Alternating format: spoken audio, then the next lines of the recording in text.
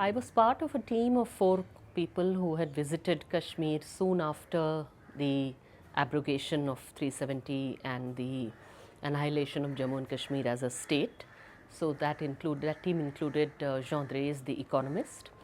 I was from the CPIML Liberation, and Maimouna Mullah was from CPI-M and IDWA, and Vimal Bhai was from the National Alliance of People's Movements.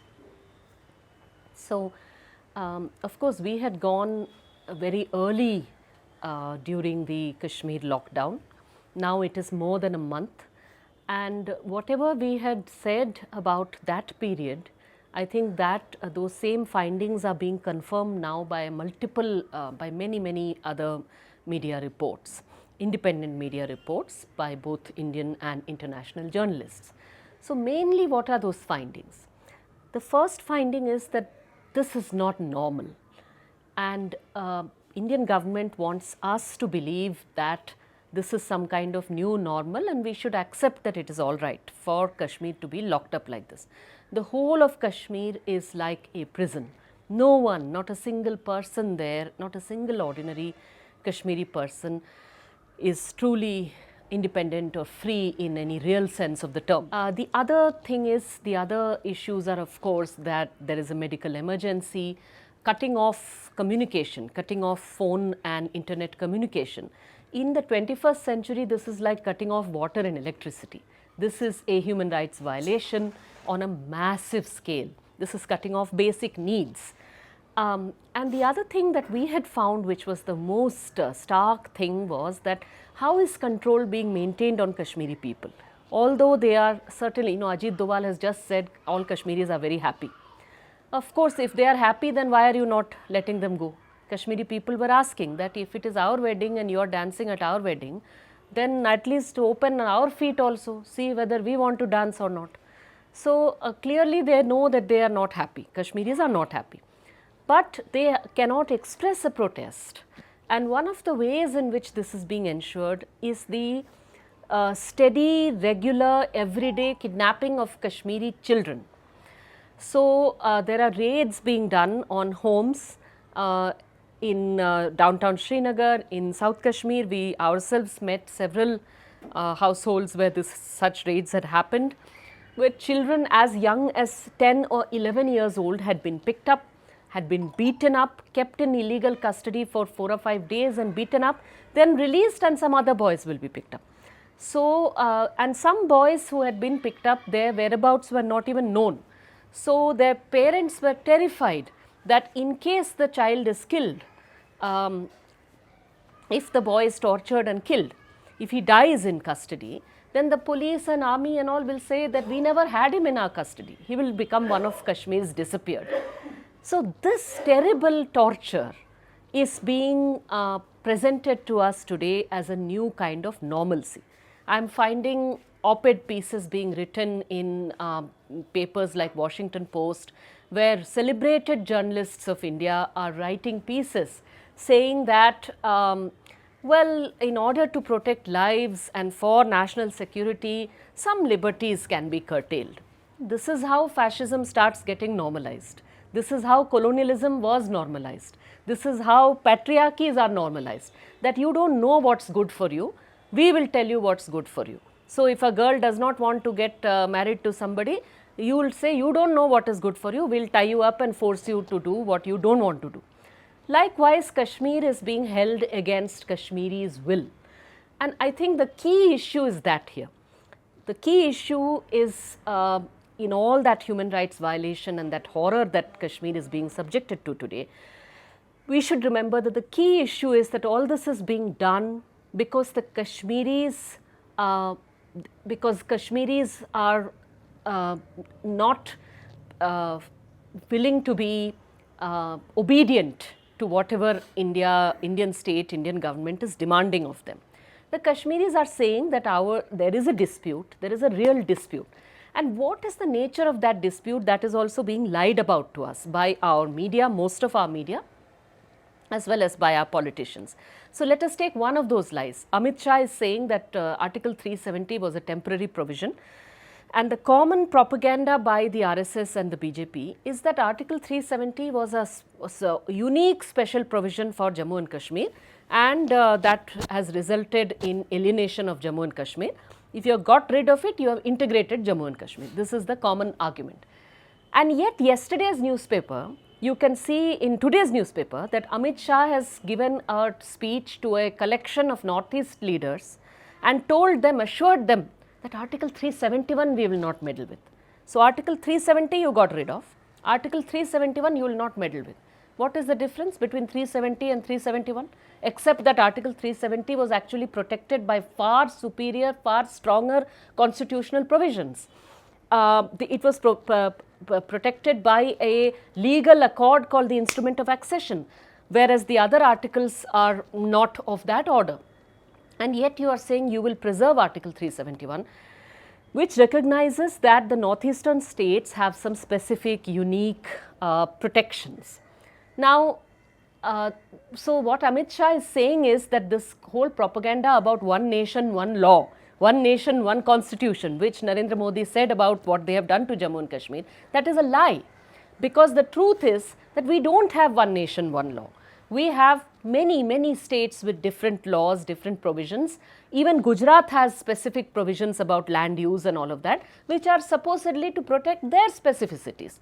So why would you selectively get rid of Jammu and Kashmir as a state, demote it to a union territory, break it into two pieces and get rid of 35A and 370 without any consultation with the people of Jammu and Kashmir? Constitutionally, what is this business about its being temporary? Amit Shah keeps saying it is temporary. What is the nature?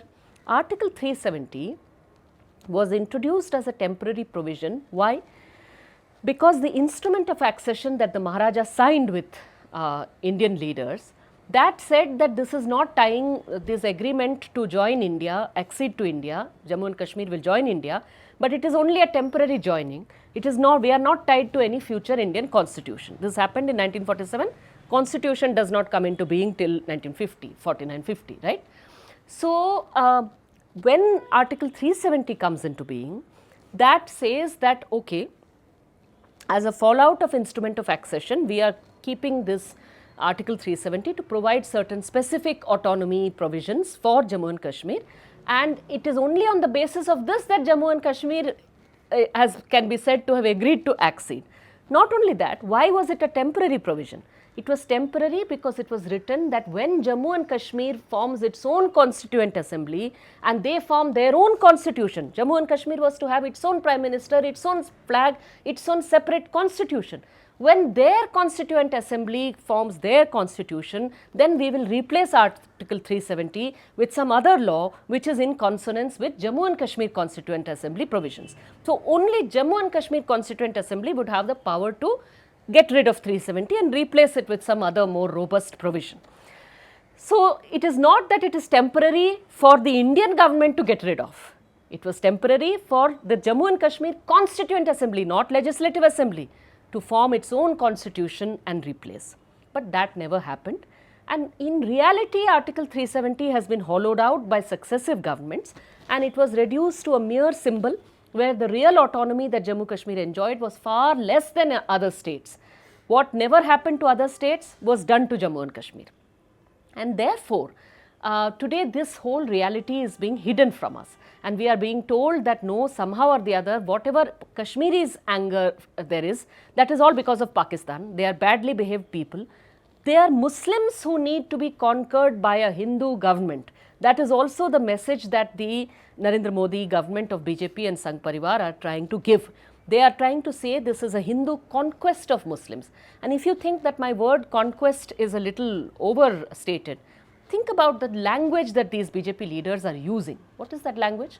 They are saying that now that Kashmir is ours, now we can pick up girls from there and we can get fair Kashmiri brides for Haryana boys because our sex ratio is poor in Haryana.